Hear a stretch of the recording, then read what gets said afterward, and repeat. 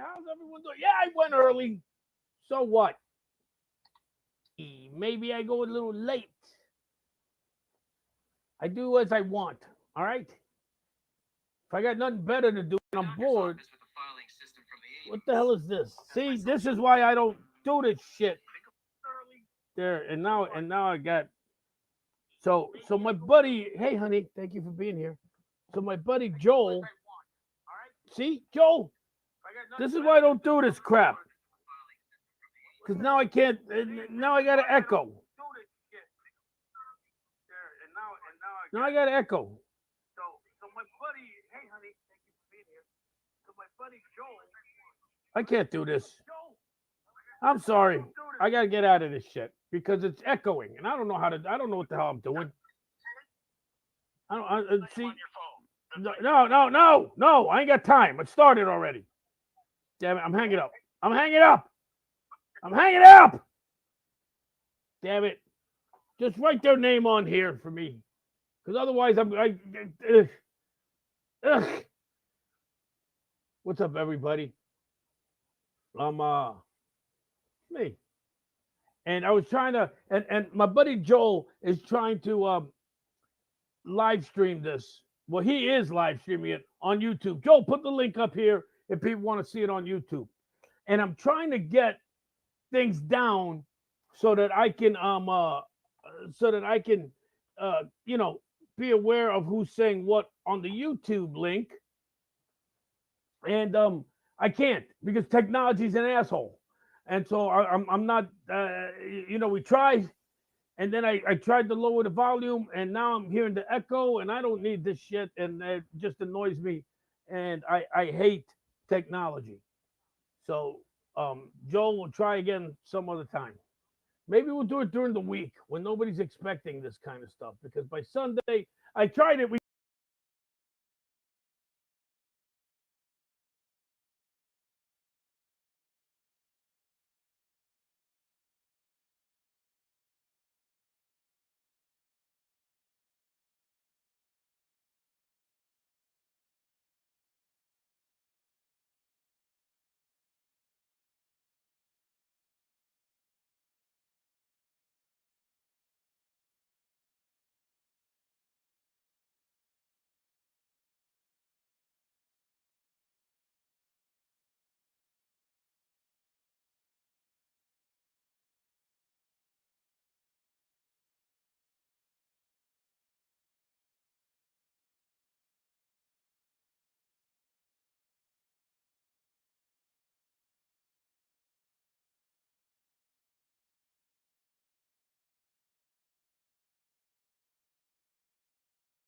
Hit you're angry. I don't give a shit.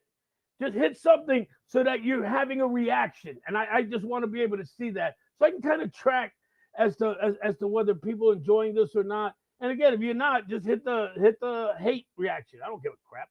Whatever, whatever. So anyway, this week I'm hoping that you guys, like I said, put on your dancing shoes because we're gonna talk disco this week. That's the music that we're talking about. And let me tell you something, people. Those of you naysayers, those of you who are like, Tora, do we talk disco? What kind of bullshit is that? Disco is extremely wide, varied. What's up, Gerald? Hope everything's going is rocking well down in Florida. And Cindy, hope everything is going great up in Pittsburgh. And Mike over in Manassas, Brian down in the Hampton Roads area, and Joel who's over in Detroit Rock City.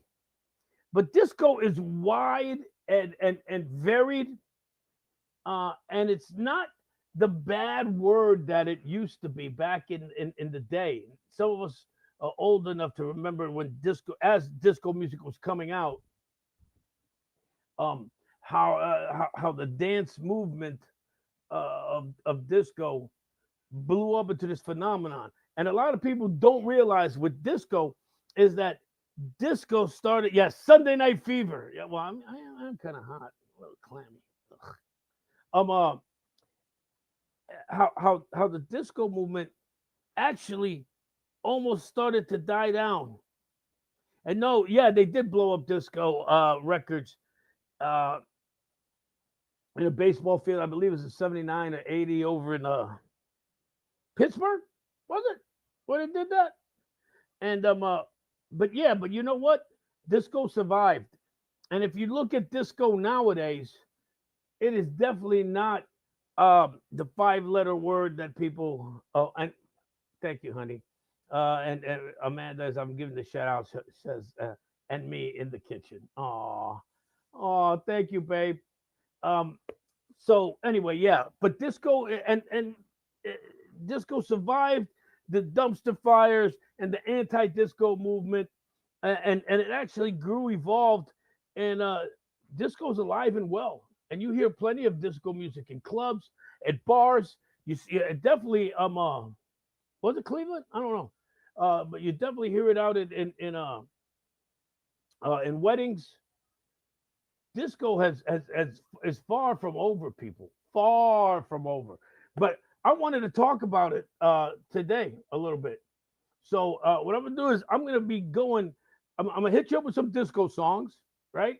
But we're gonna kind of be going through like the history of disco, um, and going through some of the elements of disco, and some of the things that maybe pre-disco, or some of the things that led up to disco, and where disco ended up going to, because disco, like country, like rock and roll, like R&B, evolved evolved. Disco essentially is dance music. We had dance music before disco. We had dance music after disco. Okay, it evolved. It morphed. It changed. Um, but there's still plenty there's still plenty of disco music that gets played on the airways, right? So one of the things that disco really is associated with, it's actually disco as we know it really comes out of the out of R&B and and Motown. We start to hear with some added elements, right? Because disco really starts in the late '60s, again with Motown, funk. You start hearing some dance beats. The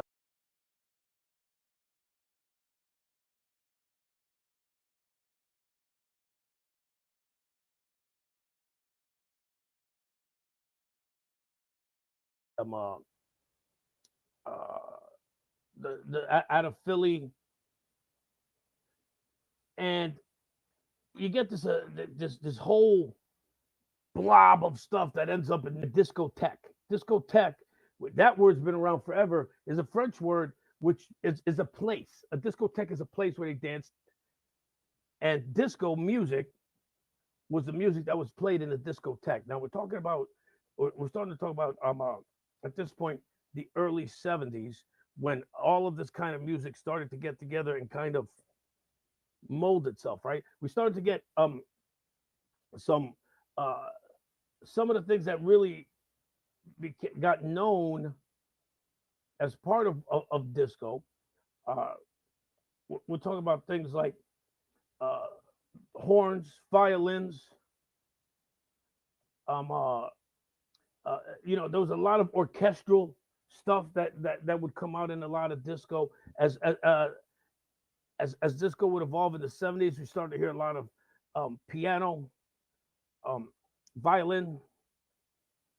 By the time we get to the mid to late '70s, we start to hear the the Moog synthesizer, which will become extremely prominent in new wave. Um, but let's start it all off in 1972 with the first disco song. And some of you guys might know this. It was by it's gonna be awesome. It's gonna be awesome. Ready? It was by Manu Dibango, and it's called Soul Massacre. Macausa. Soul Makausa hit number 35 on the Billboard Hot 100, right? And you hear those horns that are prominent. For those of you who might remember it, the horn part going da da da da da da da da da da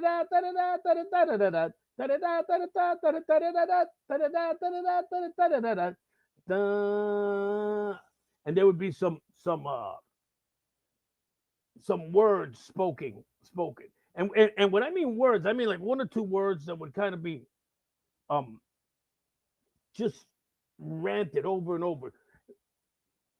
You see that in a lot of songs like The Hustle, right? Which came out, I believe, in '75. I got it somewhere in my notes. I wasn't up to get to that, but I want to use that as an example when we talk about these words that kind of get repeated, right? Because the only words in The Hustle are "do the hustle," right? And you get to that that gets repeated. A lot of disco was instrumentals were a huge part of the disco um, genre,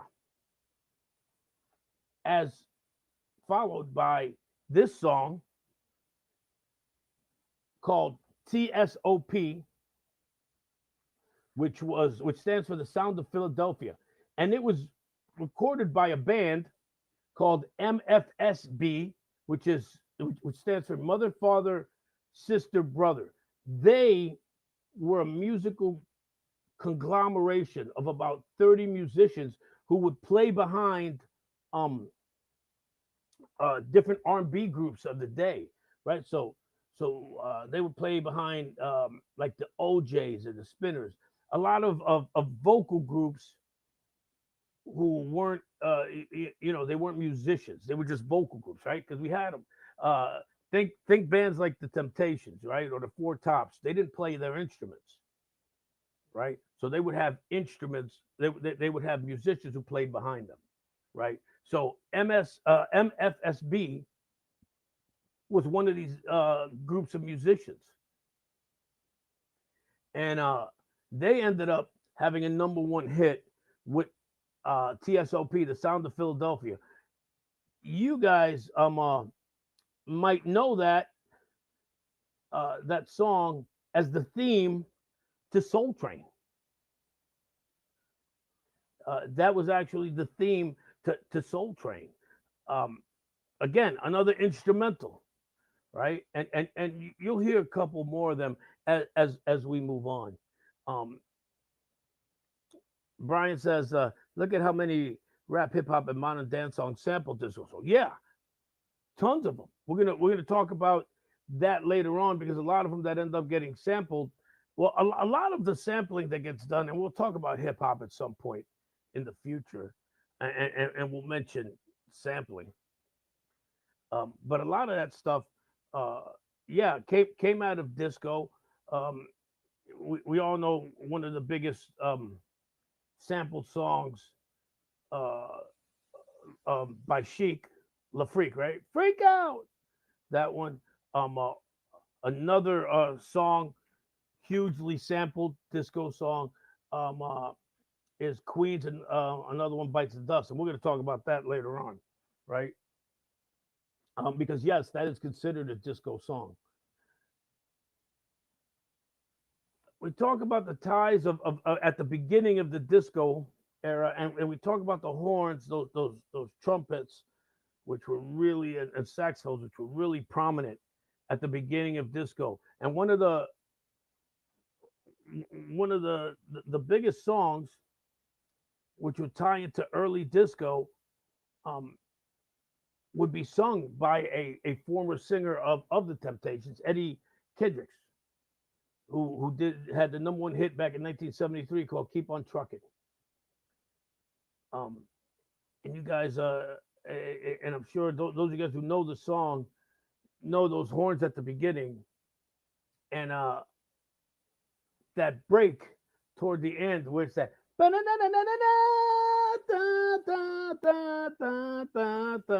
Um, uh, it's I wish I could play music when I do this, so that I could sample it for you guys and you guys could hear some of this stuff because I know that the minute I would mention it, those of you who know about music, you'd be like, I got it. Oh man, I know exactly what you're talking about. Um, but that was one of those things that one of those beats that got sampled and looped over into um uh, more than one hip hop song later on. Want to make sure that you guys are hitting that reaction button. Again, the like, the hate, I don't care what you do, the love, the sad. Just make sure you hit it so that I know that you're here. Always leave me a comment and make sure that if you want, uh, I would really appreciate it if you guys click on to the link to watch it on YouTube and watch it live. Well, it's not really live; it's like delayed by a couple seconds. But you know what I'm saying. Um, Again, I talked about elements of disco, um, being the horns, piano, of course, bass and drums, and then eventually we start to get those orchestral sounds. Right, we start to get the violin, cello, flute, um, um, and you hear the violins and keep on trucking, right? That part I was talking about, those, you know, those are violins. The flute, which is heavy in the hustle, but then around 1976,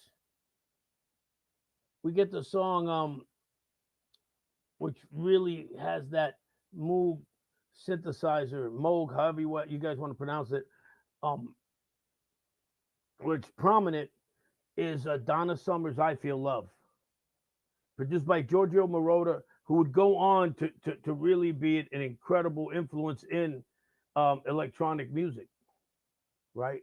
Um, Definitely prominent in that electronic, um, in that early electronic disco dance um, scene.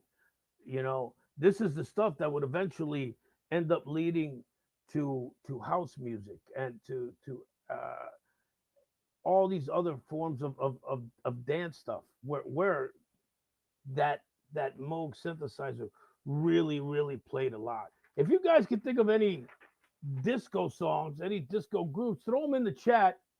I'm gonna make sure that I shout them out as we keep moving on to you know, just talking about some of these disco songs, talking about how prominent disco was, and what a lot of people also don't understand because um a lot of us believe that like the main disco era was that mid to late 70s, but that's not true. Um, yeah, yeah, Juan, what's up, brother? Yeah, I Feel Love was a great hustle song. We're gonna talk about some of the dances, the bus stop, the bump, the hustle. These were all actually line dances that were prominent in discos, right? People would do them. We'll talk about that here in a little bit.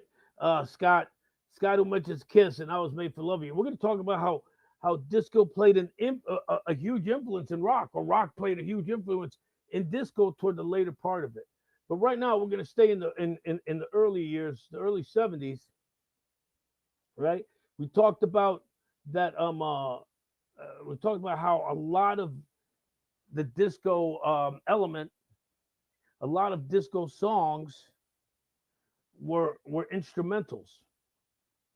Okay, and one of the biggest hit number one back in 1974 um, was a band called the Love Unlimited Orchestra, whose conductor would go on to you know, be featured as a singer, and the conductor, of course, is Barry White, and the song was a love's theme, an incredible um, piece of music.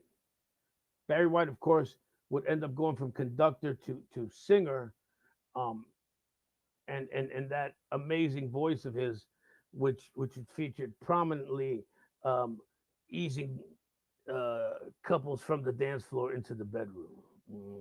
Yes, yes. And yeah, that that I Feel Love, Don Summer, that techno, that's that Giorgio Moroder influence. Okay, if you want to go back to like how that Moog synthesizer got utilized into dance music, eventually it would become uh, techno and stuff like that. Yeah, those of you who don't know it, go listen to that song. Um, and listen to that synthesizer. Prominent throughout that song. Um, One of the earliest songs that I remember, number one hit for the Hughes Corporation, 1974, was a song called "Rock the Boat." And the reason I mentioned that one is because a lot of the it's funny that song "Rock the Boat" is a great example of a disco song, kind of the radio hit version. And what I mean by that is that there were a lot of songs that had radio hits, but by the time they got played on on a disco, in a disco, they would morph. They would change. They would be remixed, um, to have more of a maybe sped up a little bit. Maybe it would include a drum break or some more orchestration, right? Rock the Boat, which also again, here's these are popular songs in the 70s, number one hits, which would have violin and would have oboe and flutes and clarinets and these orchestral instruments that are being played, and people were these instruments were being taken away from the orchestra, right? They were being incorporated into dance music, which is something that would end up influencing a huge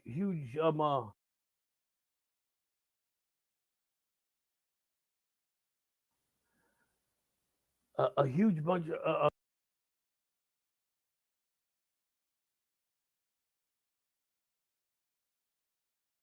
of musicians, as they would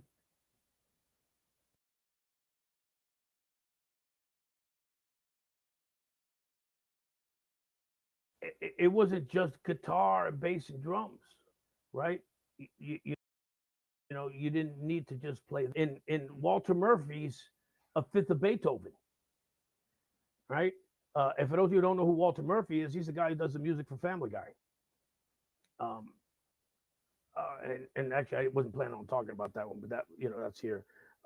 And that came out around the mid 75, number one hit, uh, The Hustle. A lot of these were one hit wonders. Yes, a lot of them were. But there were also a lot of groups and a lot of people who had multiple hits. We'll talk about them in a second. But The Hustle, Van McCoy, that flute, and it's funny because The Hustle was a song, The Hustle was a dance, and they would repeat, do the hustle, right? But yet you were never told how to do the hustle. Never. Like if you listen to the song, you can listen to a 40-minute version of the song, and at no point do they tell you how to do the hustle. Songs like The Bump never told you how to do the bump. They just tell you to bump or tell you not to. Like Joe Texas hit, Ain't Gonna Bump No More with No Big Fat Woman, because she broke his hip. True song. um, a lot of the music would also uh,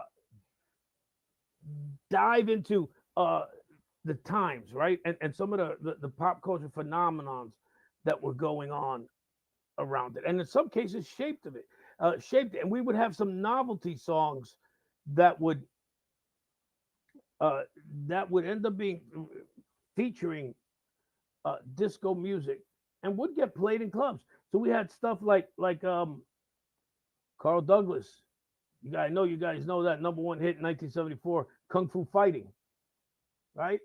Um, Novelty hit that was a one hit wonder, as Brian said, right? Um, it was a song that was played in clubs everywhere, right? Um, Disco Duck, Rick Dees, a radio DJ, um, had a hit with where he essentially did a Donald Duck voice. Um, yeah, and he got played in clubs. It was amazing, right? That stuff like that.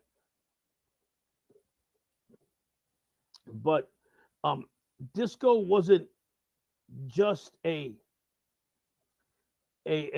American thing, as we would have a lot of influence that would come out of Europe. A lot of the influence that would come out of France and the Netherlands. And we'll talk, Scott. We'll talk about Rod Stewart here when I get to that section of it. But a lot of this music that was coming out of Europe that was affecting us, and Brian had talked about a lot of one hit wonders. Well, we had a lot of groups again that were repeating, right? And one of the big groups coming out of Sweden was ABBA, and they had quite a few hits from 72 to 82, but we all know the biggest one, right? Right, 1976, a number one hit for them, Dancing Queen. Huge hit for ABBA. And ABBA became such a phenomenon. People don't realize this, that they were one of the first groups that was offered $1 million to reunite um, when they had broken up. Now we hear $1 million and it's like, but we're talking about, the 80s, the early 80s, where $1 million was something. And they still get offered money. They're still offered money to get together. Boney M was another artist out of Europe who had a bunch of hits. And what's up, April? So, Dancing Queen, number one hit for ABBA, one of their many hits coming out in 76. Now, let's talk again about Donna Summer, because Donna Summer is called the Queen of Disco, right? Another one of those artists who we go and again, Brian's saying one hit wonders, but this was another artist that had multiple hits, right? And in 1976, she had a number two song called "Love to Love You, Baby," right? I love to love you, baby. She kind of repeats that and a lot, and she does the moans. Oh, love to love you, baby.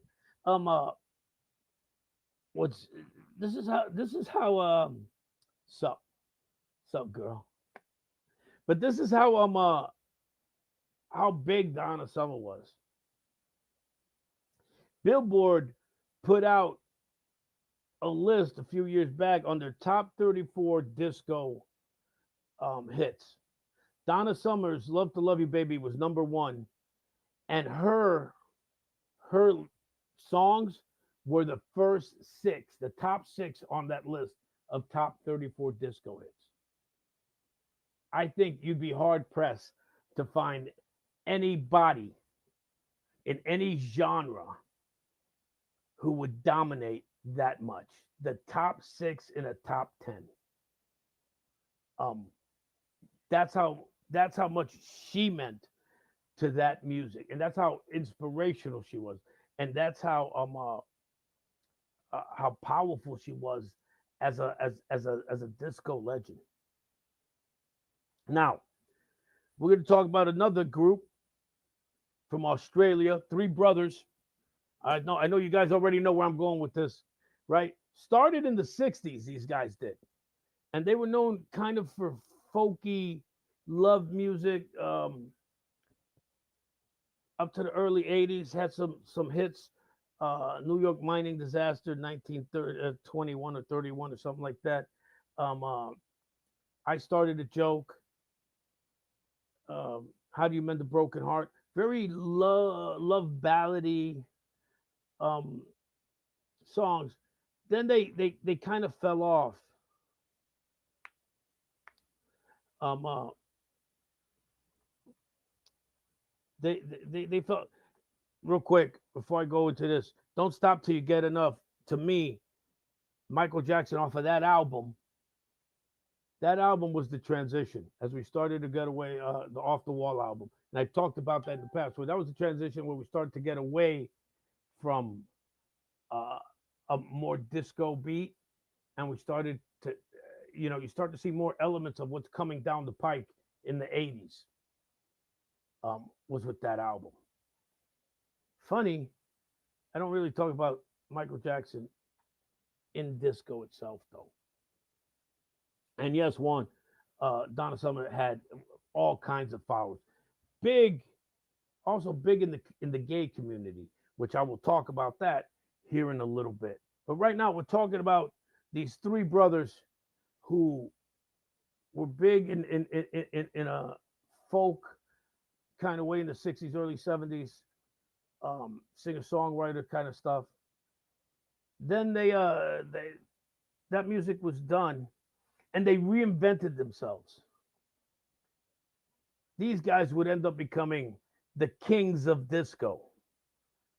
And we're talking about out of Australia, the Brothers Gibb or the Bee Gees, who in 1975 released their first danceable song called Jive Talking.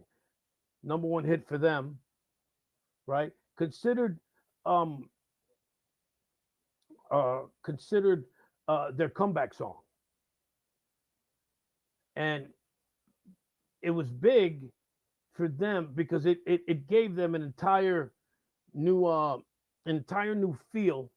That was the first song for them that would end up on what was at the time called the Hot Disco chart, right? It ended up being number one. Now the Hot Disco chart would morph under different names, eventually becoming the Dance Club chart, right? Um, before it went away in 2020 because of the pandemic. Believe it or not, nobody was going to clubs, so there was no dance. There was no need for a dance club chart. But way before that, it was called the disco chart, the Hot Disco chart, and the Bee Gees found themselves on it. Now, here's the thing: everybody thinks when they start thinking about the Bee Gees, and they start thinking about probably the biggest um the biggest movie, one of the biggest movies of the '70s, featured John Travolta, Donna Pescow, was in it. Came out, I believe, in '76. It's '77, Saturday Night Fever, right? A lot of people see that really as like the height of disco. But here's the kicker when we start talking about Saturday Night Fever. When we start talking about um that that became a revival of disco. Disco was already on its way out by the time Saturday Night Fever came out, right? And the influence that it had, especially um, giving it giving it almost a visual, right? Because the visual up until that point really had been Soul Train, if you wanted disco, right? Or clubs, but you didn't see clubs. You went to clubs, you experienced clubs, but you didn't see them too much on TV or in the movies, right? But now Saturday Night Fever comes out.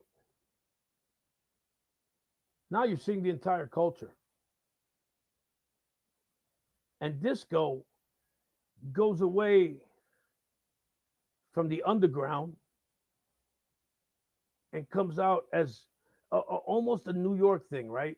Where disco becomes prominent not only in the African American and the Latin cultures, right, but also in the Italian American cultures, right? As we see a huge Italian American presence because of Saturday Night Fever. Uh, Jive Talking, of course, um, came out 75, would be on the Saturday Night Fever soundtrack, which was heavy with the BJs. And of course, gave us You Should Be Dancing, gave us Staying Alive, How Deep Is Your Love. Um, and this is really where the Bee Gees and disco music kind of, come together. And the Bee Gees really become known as the kings of disco. Um,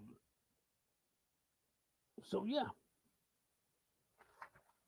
Now, what I want you guys to do right before we go into this part is I want you guys to make sure that you're hitting that thumbs up, like, hate, I don't care, mad, sad, whatever it is, laughing. Just hit the reaction button so that I know that you guys are there. I want to make sure that you guys are checking me out. You're liking what I'm talking about, because this Sunday Debacle thing has really become something that deals with music, right? It's what I'm known for.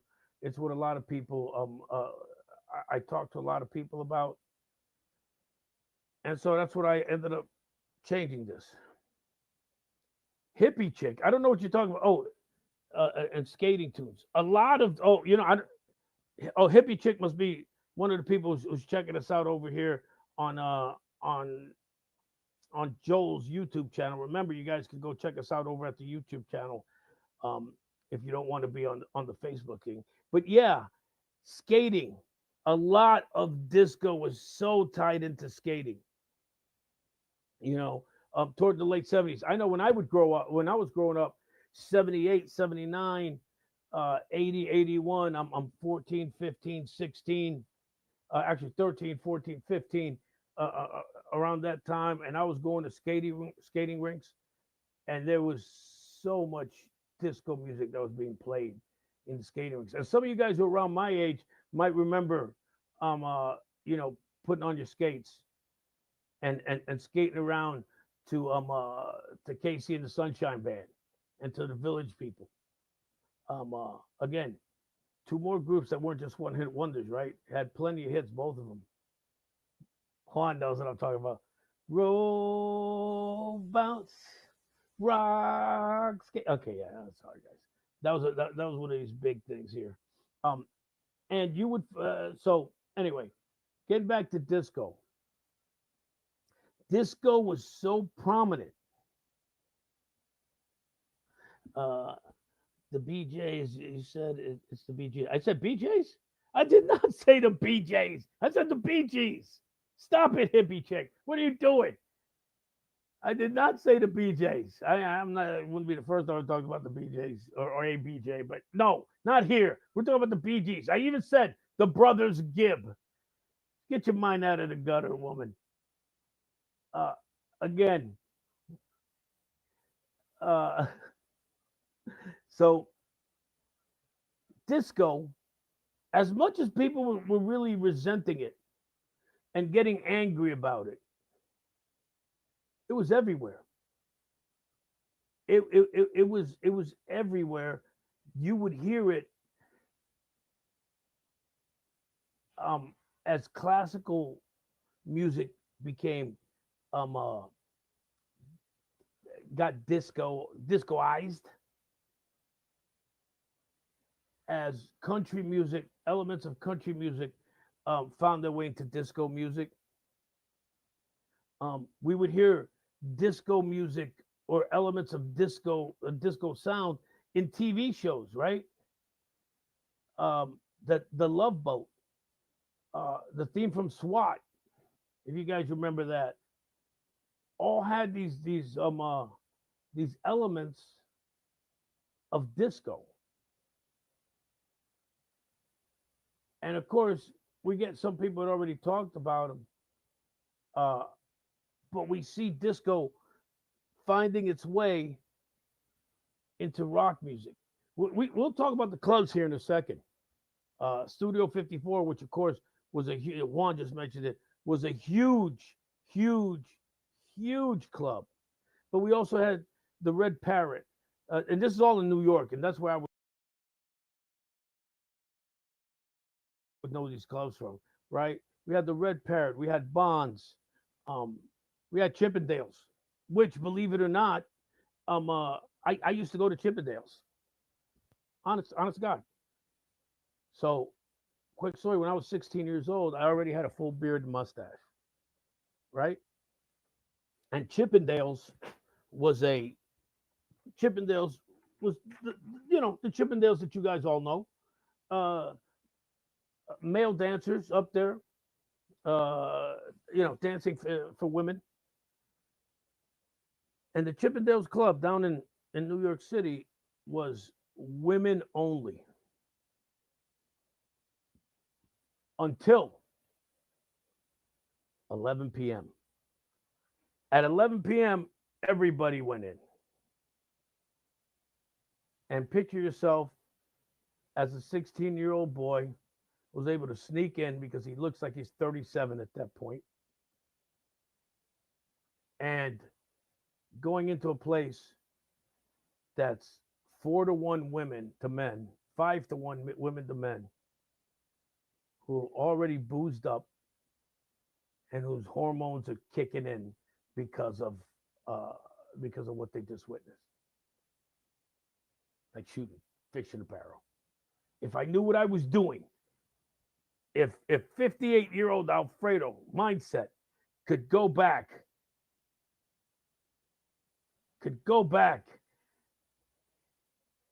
and get in the mind of 16-year-old Alfredo who's walking through that club, walking through those doors of that club, I'd have made a killing. Oh my God!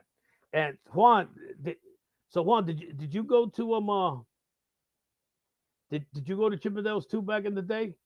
Because I see you said me too. I wasn't sure if it's because you went there or not. Um, I saw a hippie chick says that I look a lot like Billy Joel today. What are you talking about? Yeah, I do. I know I do. Um, uh, but what does that got to? But what does that got to? Come on. I don't want to look like Billy Joel. I just want his money and his talent. And and Juan also mentioned the club, the Fever, and one of the biggest clubs. Actually, a lot of people consider this the club where disco was born, was one called the Loft, and I forget the DJ's name, but it was really like his place, and um, a lot of people, a lot of gays would go out to clubs and would get beat up because very intolerant time back then, right? So this DJ, again, his name escapes me, um, started a place he called the Loft, and it was an invite only, and it became a safe place for gays and for people on the alternate different lifestyles, not just gays, but different lifestyles, um, to go and dance and be able to enjoy themselves, um, and be able to have fun and to let themselves going. And so Juan, he says, yes, sir. So Juan used to do the same thing I did back in the day, which is again go to Chippendales. So you guys can say whatever you want. Uh, but Juan knows. Juan knows. Oh, happy day is right. Oh, happy day is right. Anyway, so we start to see. Uh-oh,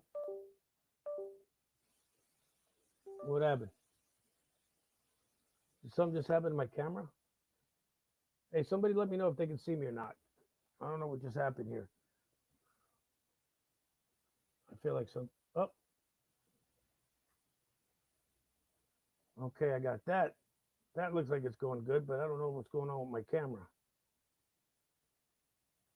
Hey, can somebody let me know if you guys see me and can see my camera?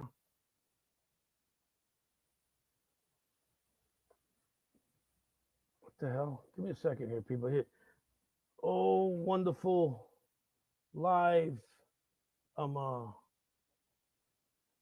live live radio or live video or whatever. You got it? See, this is why I hate technology, people. That's why I hate it. Can't stand it. Because shit like this happens. Settings. Bear with me here as I try to get this thing going. Da-da-da-da. Let's move this.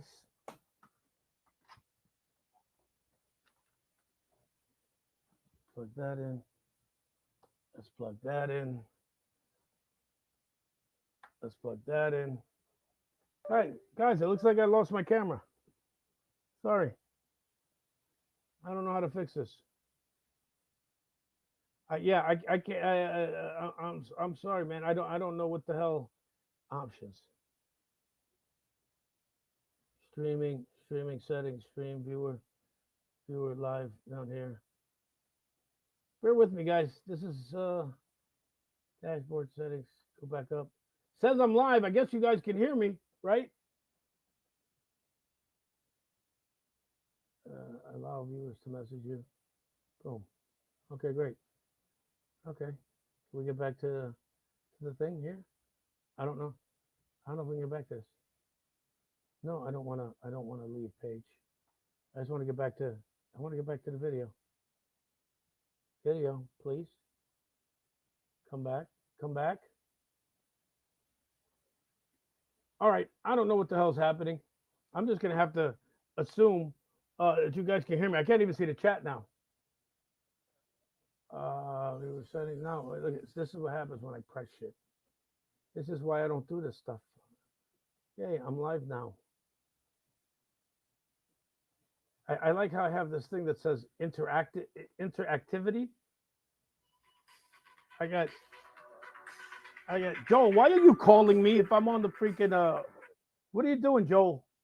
You have audio, you just don't have video. Just so you know. Yeah, I know that. I got people telling me that. Why are you calling me? Especially if I got audio, Joel. Everybody hears you, Joel. Don't. I can't believe. Yeah, I got 80. A hammer does fix everything. Oh, so Mike. Well, hey, Mike sees subtitles. I don't know what the hell happened, man. And this is really frustrating for me because I don't know. We'll move on. We're gonna consider this we're gonna consider this like a podcast, right? So I can still see what you guys type. So I get your stuff. Awesome. I can still see the reactions. I can still see the views. So you guys don't really need to see me. So let's move on. Earlier, it shows what's up? The calamity. It's the debacle. What more you want? Look up what debacle means. Calamity, the debacle. It's all the same. It's all the same shit, John.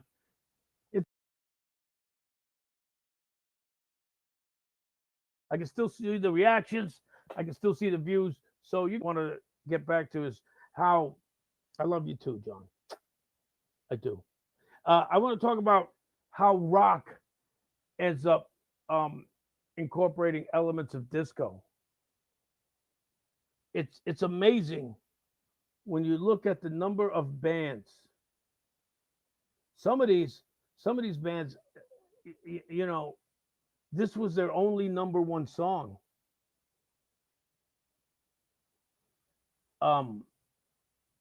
Rod Stewart, Do You Think I'm Sexy? 1979, number one.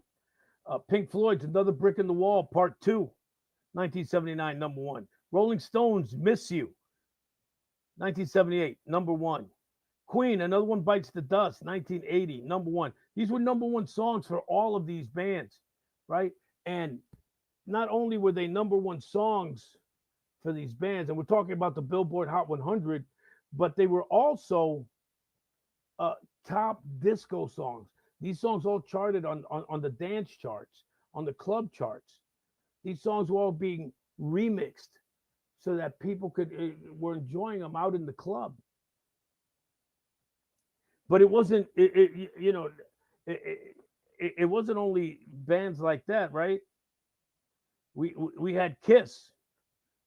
that Brian mentioned earlier, right? With their 1979 hit, "I Was Made for Loving You." We had Frank Zappa in 1979, who turned around and gave us number 35 on the top 40, right, with "Dancing Fool."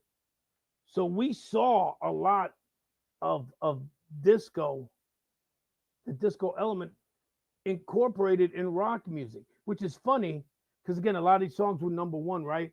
And a lot of these songs were being listened to by people who supposedly hated disco music. Now, don't get me wrong. Uh, a lot of these bands and a lot of these people lost a lot of fans, especially when it came to Kiss, who saw this as a 100% complete sellout, right?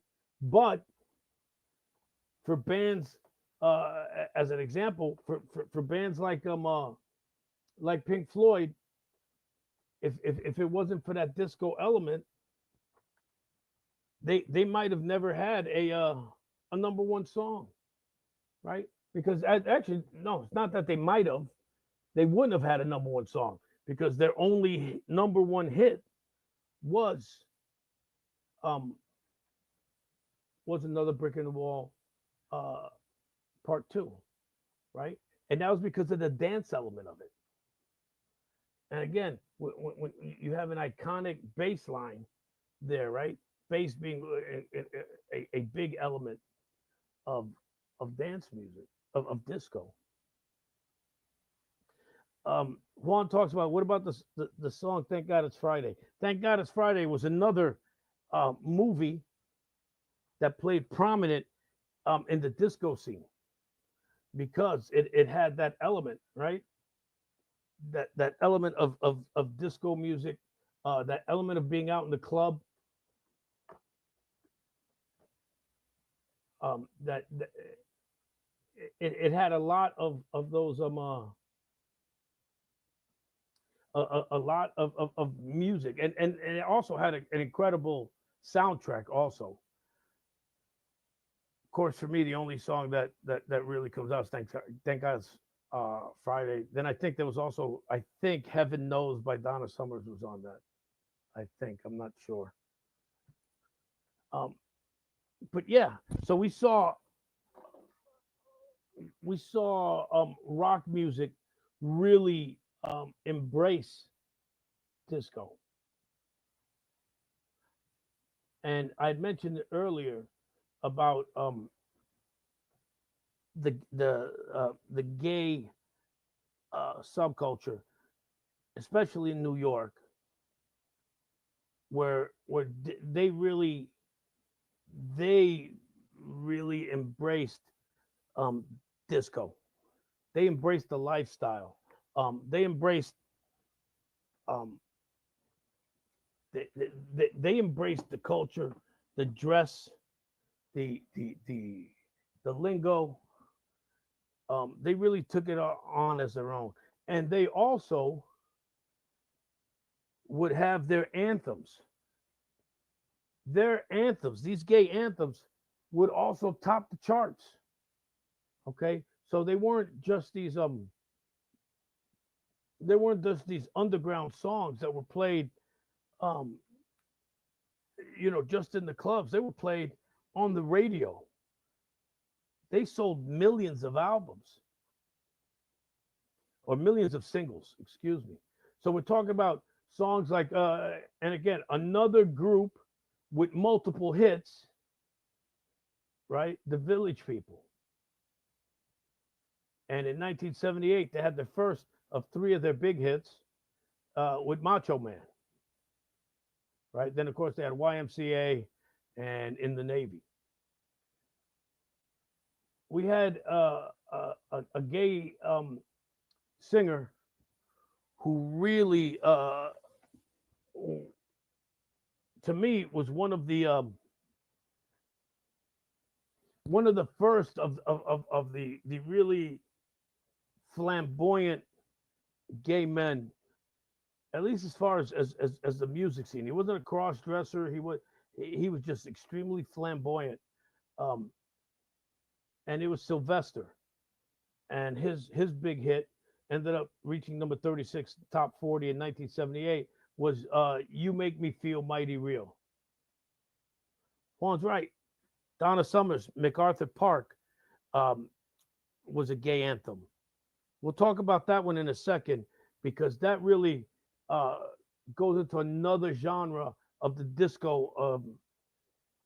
It goes into two actually, uh, but I want to make sure I mention this one, which was a big. It was a number five hit for this singer, um, and it's one of the most. It's a song that still gets played over and over today, um,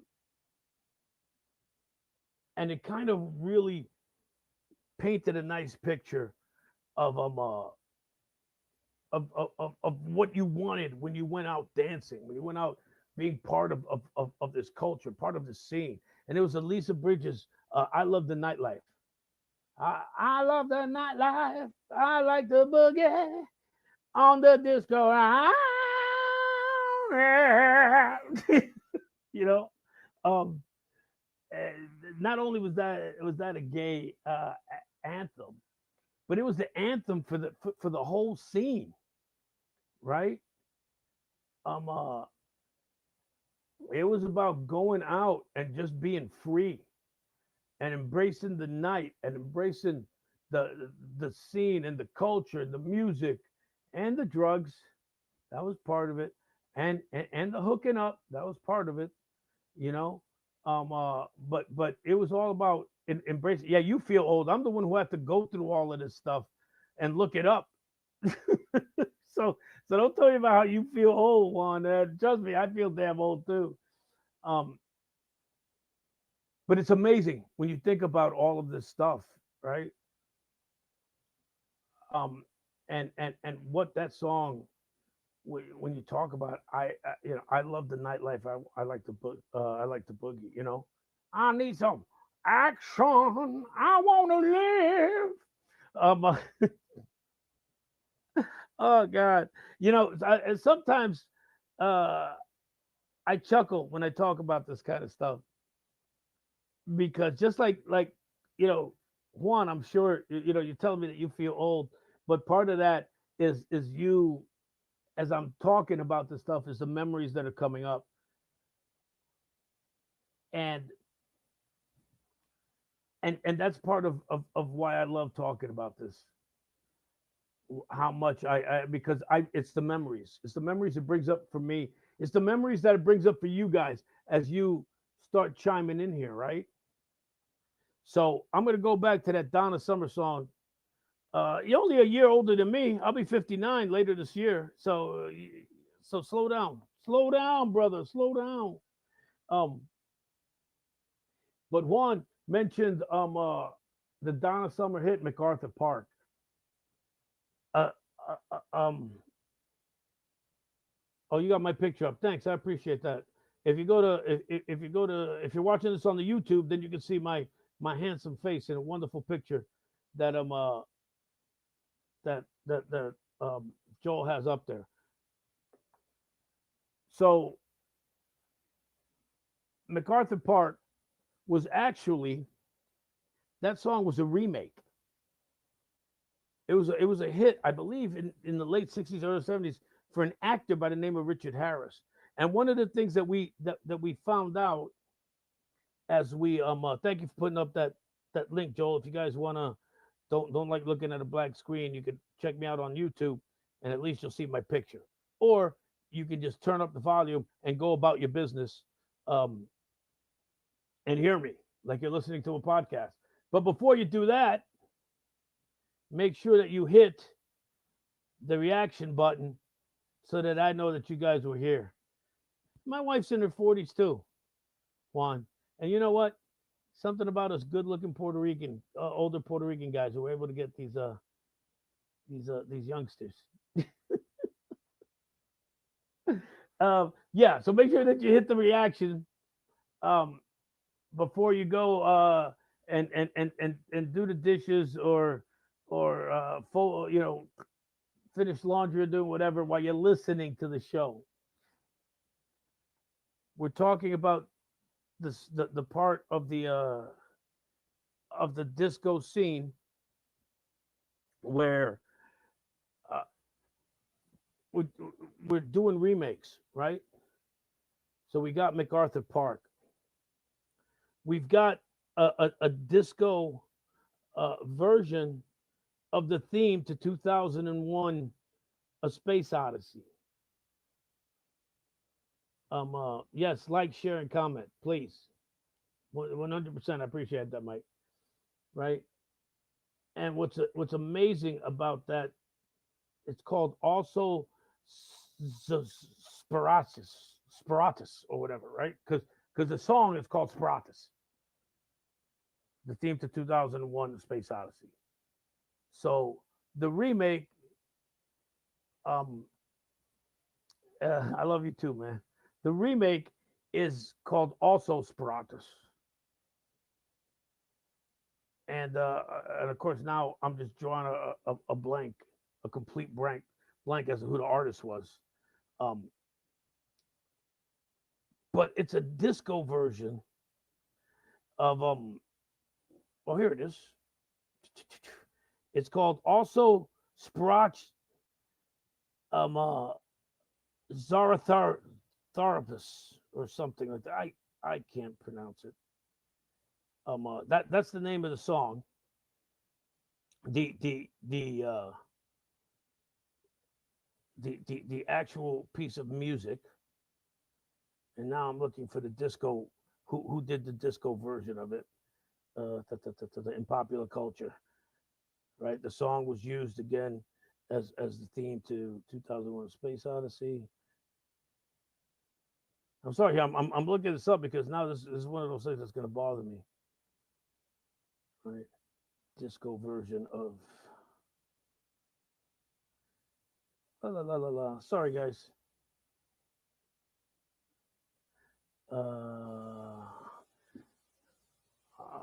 Disco. What is it? Somebody. Pete Purdy, what's up, man? Tell your friends, tell your friends, tell your mama's friends all about this debacle that's going on here. Yes, Mike. Disco version of also Diodato. Diodato, that's who did it. And what's great about it, it's a nine. The short version is 5.5 minutes, but you got a 9-minute version of it. This remake, right, of the theme to 2001, a Space Odyssey, and it's amazing because it's like you hear this piece of classical music, and you hear congas in it.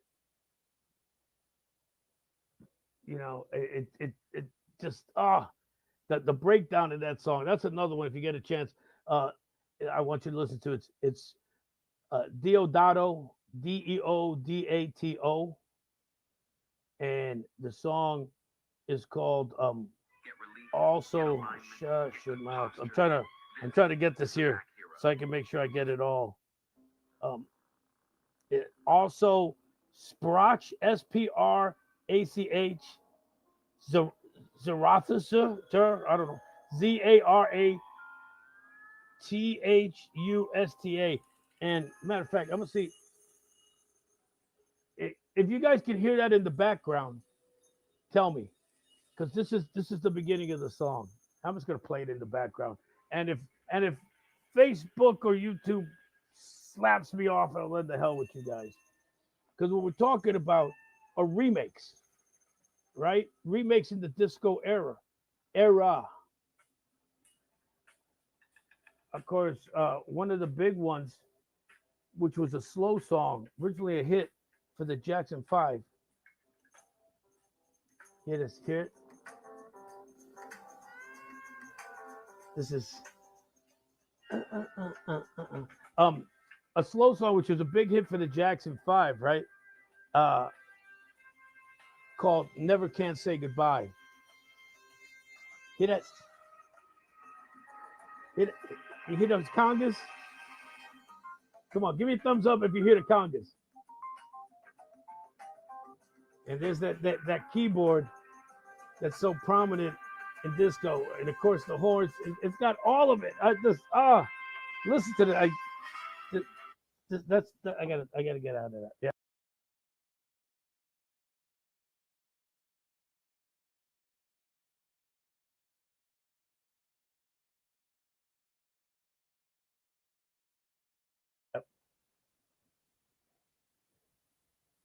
We'll talk about the old time, Mike. We'll talk about that here because that's actually the last song that I'm going to talk about. Then I'm going to jump in. I got plenty of time. The remake of this Jackson 5 classic, "Never Can Say Goodbye," which was given a disco beat by Gloria Gaynor, and ended up becoming a big hit for her. Um, what I did, um, yeah, here it is. It hit in 1974, hit number 9 for her. That version, "Never Can Say Goodbye." And again, you've got the whole. If you know the original version, real slow. Never can say goodbye. No, no, no.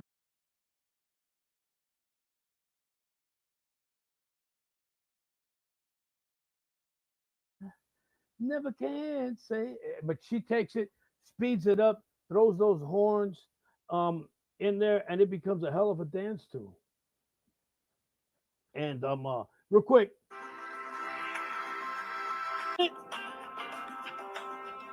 listen to those congas. This is a classical piece. And listen, listen to those keyboards.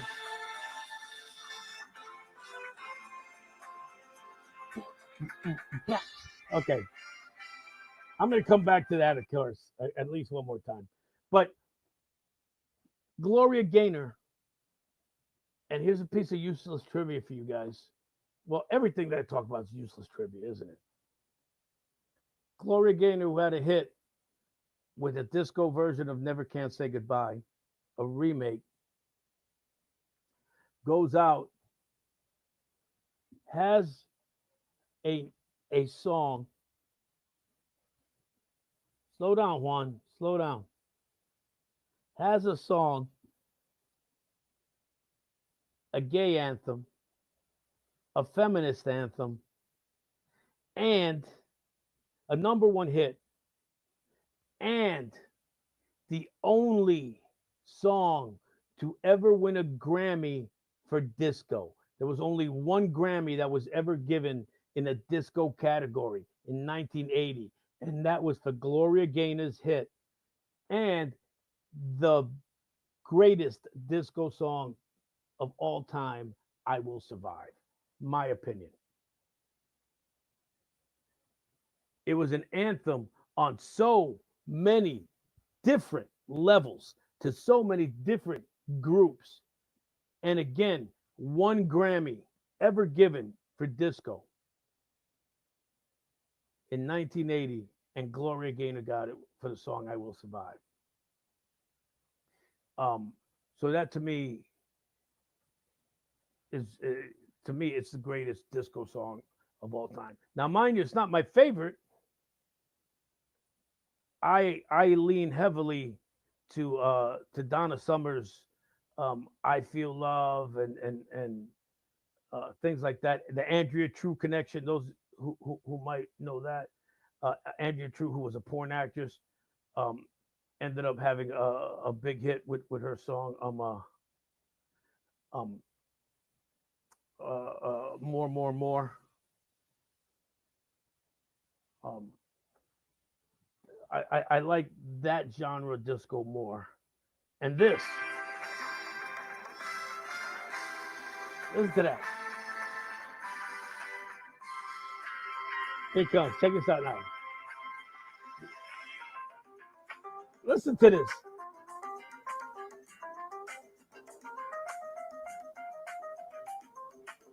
You see here's a piece of classical music. Those congas and laying down that beat, and then this keyboard solo. It had people moving back in the day. Oh, I love that song. Make sure that you guys check it out. Honey, do me a favor. I'm yelling out my door into my house. Meanwhile, my wife is listening.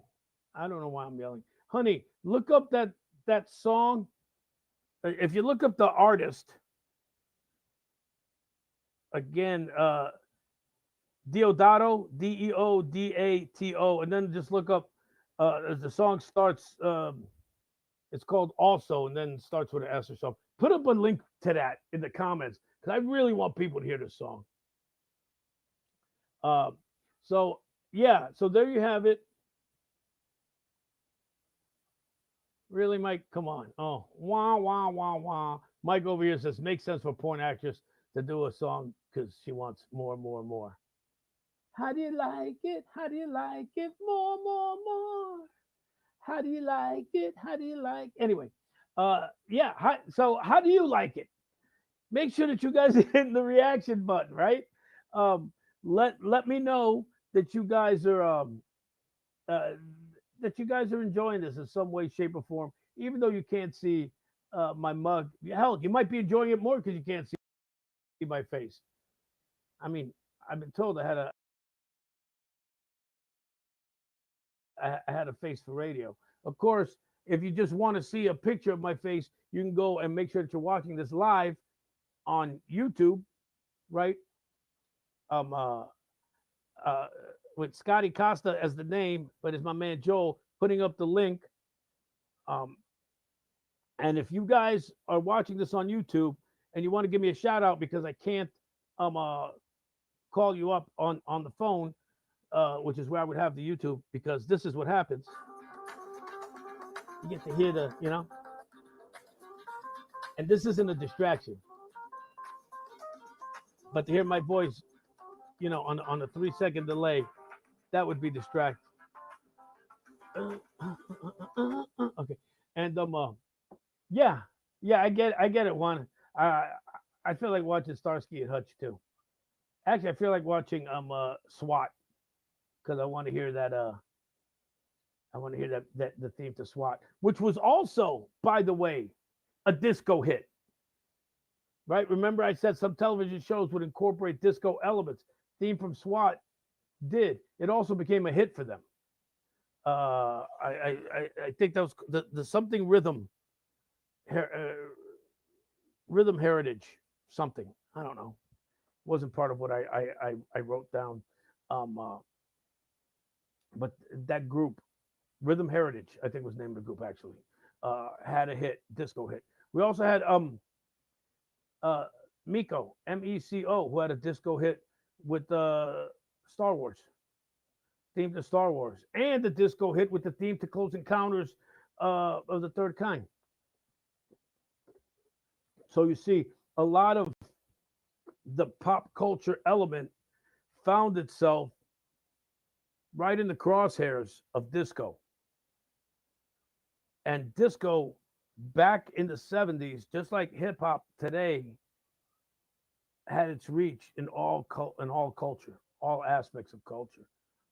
Um, and disco morphed. 1980 with that Grammy was kind of really the end of disco as we know it as disco. It was already starting to morph. It was starting to become techno, and it was starting to become house, and it was starting to become all this other things, right?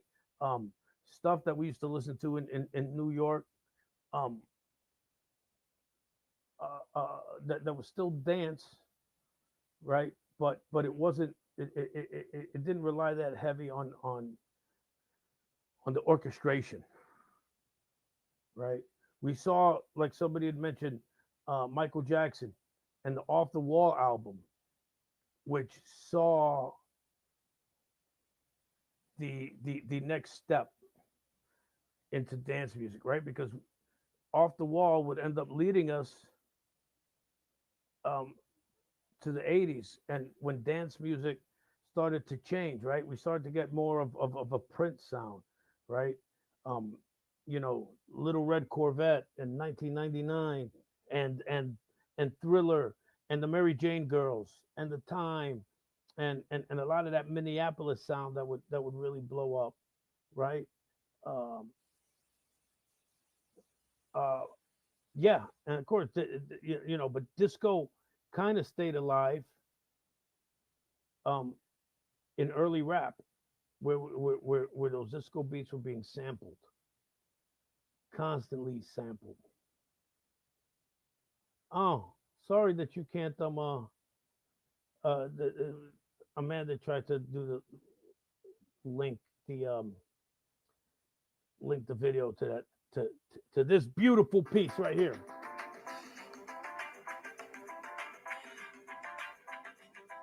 I I don't. Reality is that neither YouTube nor Facebook should be hitting me up on that because it's not like I'm making money doing this damn thing. And native New Yorker. You know what's funny? I see you say that one, and you know what I think of? Another rock hit that became that became kind of disco-y, right? And that's Ace Frehley's "Back in the New York Groove," uh, which was also a remake, but it had bits of a of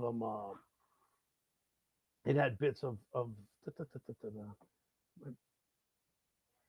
what is this picture in picture? Oh, that doesn't do nothing. I was hoping that that was going to give me a. It might have got the camera rolling here. Let me give me a second here while I type this, because of course you know I can't do six things at the same time.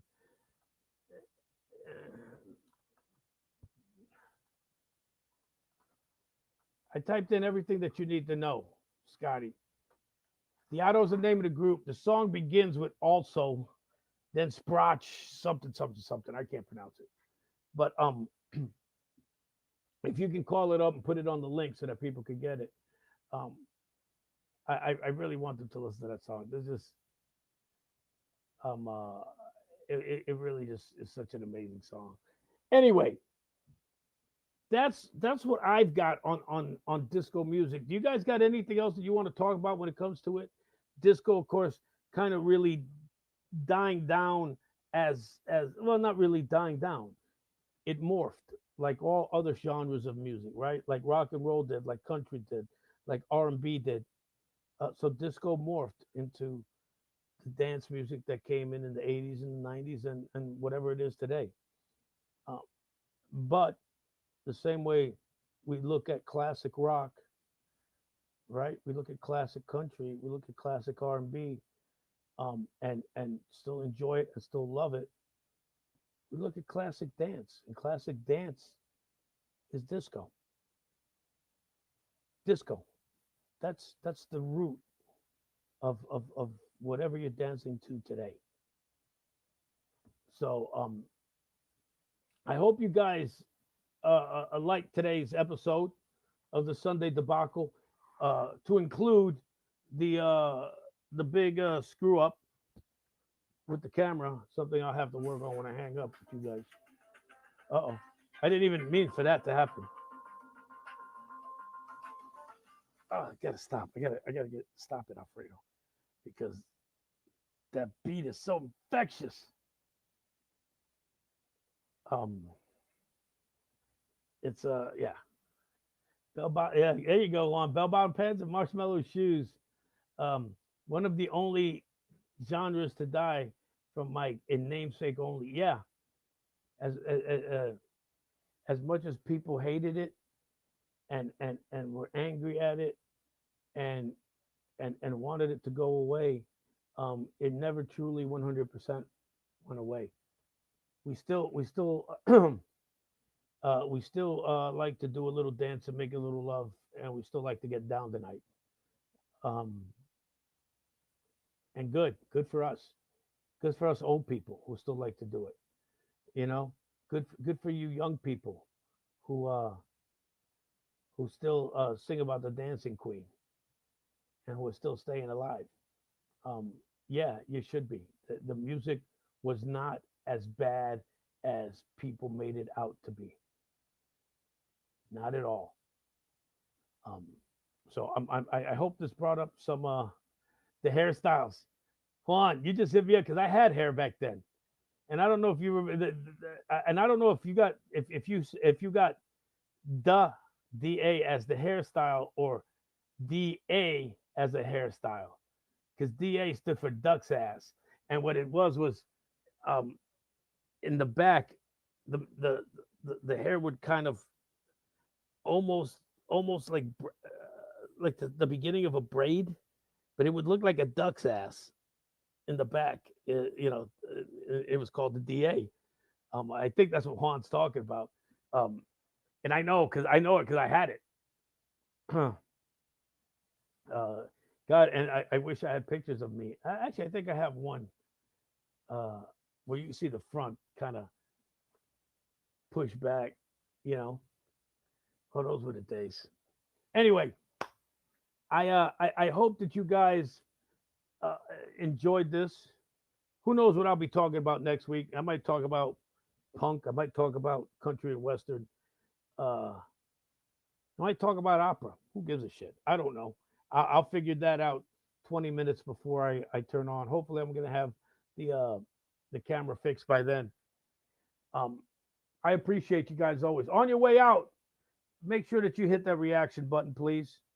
Um, and if you're listening in on YouTube, thank Joel. Yeah, man, the Yeah Man channel. Thank him for carrying this on there to make sure that this still gets out and it reaches other people. Some people who might not be on Facebook. If you know anybody who would have enjoyed this, let them know about the Yeah Man channel, and let them know that even if they're not on Facebook or they're not following me on Facebook, which is fine because there's too much other shit that goes on, which I'm really not accepting people as friends. But you can make sure that if you're not friends with me, or if you know somebody want to uh, who might want to listen to this and enjoy and be part of it, to check it out on the YouTube channel. Uh, so go like and subscribe.